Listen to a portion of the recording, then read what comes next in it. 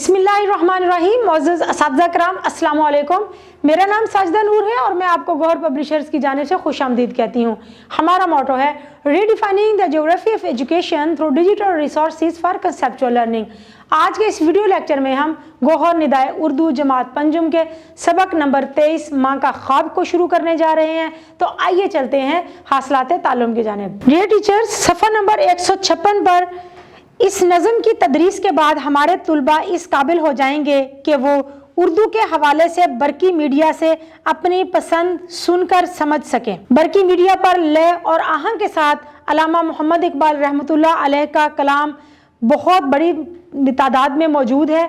बच्चों को बताएं, उनको मोटिवेट करें कि वो बरकी मीडिया को इस्तेमाल करके अल्लामा इकबाल के कलाम को सुने, उसको समझें और फिर उसका मफहूम जो है वो अपने अल्फाज में वो बयान भी कर सकते हैं। आप उनसे पूछ सकते हैं कि आपने जो कलाम सुना था उसका क्या मतलब था। किसी भी वाक़े या कहानी को अपने लफ्ज़ों में दुरुस्त लबो लहजे के साथ बयान कर सकें। कोई भी कहानी या कोई वाक़या जो उन्होंने कहीं पढ़ा हो या सुना हो उसको दुरुस्त लबो लहजे के साथ। दुरुस्त लबो लहजे से मुराद ये होती है कि जब आप बात कर रहे हों, कहानी सुना रहे हों, तो आपके लहजे का उतार चढ़ाव भी उसके मुताबिक होना चाहिए। जहाँ पर आप नॉर्मली बात कर रहे हों तो वहाँ पर करें, लेकिन जहाँ आप कोई मुकालमात बता रहे हों तो उसी अंदाज में वो मुकालमात जो हैं वो बोलना होंगे। मतन को फहम के साथ पढ़कर मुतल्लिका सवालों के जवाब दे सकें। कोई भी मतन, चाहे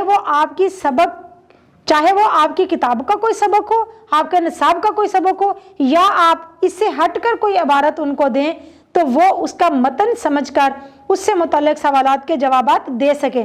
इस मकसद के लिए जब आप उनको सबक पढ़ा रहे होते हैं तो इस सबक के दौरान छोटे छोटे सवाल पूछकर उनका मफहूम जानने की कोशिश करें कि आया बच्चों को इसका मफहूम समझ में आ भी रहा है या नहीं। निसाब के अलावा बच्चों के अखबारी सफ़ात, रसाइल और जरायद से मज़ामीन और कहानियाँ समझकर पढ़ सकें। आप किताब से हटकर दीगर ज़राए मसलन अखबारी सफ़ात हैं, रसाइल और जरायद से मज़ामीन और कहानियाँ तलाश करके पढ़ने के लिए दें और फिर बच्चों का मुसलसल वक्तन फ़वक्तन जायज़ा लेते रहें कि तुलबा फ़हम के साथ पढ़ सकते हैं या नहीं। जो कुछ वो पढ़ रहे हैं उन्हें उसका मतलब, उसका मफहूम समझ में भी आ रहा है या नहीं। नज़में, गीत और तराने भी इस मकसद के लिए दिए जा सकते हैं। बच्चों को पढ़ाएं और फिर उनका मफहूम उनसे पूछें भी। शेर या नज़म पढ़कर उसका मफहूम लिख सकें। जो भी नज़म पढ़ें, जो भी शेर पढ़ें, उसका मफहूम उन्हें मालूम हो कि इस शेर में शायर क्या कहना चाह रहा है और फिर उसे लिख भी सकें। लिखते वक्त वाक़यात की तरतीब का ख्याल रखें। कोई भी चीज़ जो आप लिखने जा रहे हैं, चाहे वो कोई कहानी है, चाहे वो कोई मजमून है, या फिर आप कोई इक़्तिबास लिख रहे हैं किसी बात के बारे में, किसी मजमून, किसी उन्वान पर कोई इक़्तिबास लिखने जा रहे हैं, तो उसमें तरतीब का होना बहुत ज़रूरी है। क्योंकि बेरब्त जुमले अगर आप लिखेंगे तो पढ़ने वाले की दिलचस्पी नहीं रहेगी उसमें। जमा को वाहिद और वाहिद को जमा में तब्दील कर सकें। वाहिद के जमा बनाना और जमा के वाहिद बनाना हम पिछले असबाक में भी पढ़ चुके हैं, लेकिन यहाँ पर फिर 160 सफ़ा नंबर पर दी गई सरगर्मी बच्चों के लिए मुफीद साबित होगी। फेल को फ़ाइल और मफूल की मुताबिकत से इस्तेमाल करें। जब हम फेल को फ़ाइल के साथ इस्तेमाल करते हैं तो मुख्तलिफ किस्म का जुमला बनता है। जब हम फेल को मफूल के मुताबिक इस्तेमाल करते हैं तो जुमले की तरतीब बदल जाती है। इस मकसद के लिए सफ़ा नंबर 160 पर दी गई सरगर्मी बच्चों के लिए बड़ी फ़ायदेमंद साबित होगी।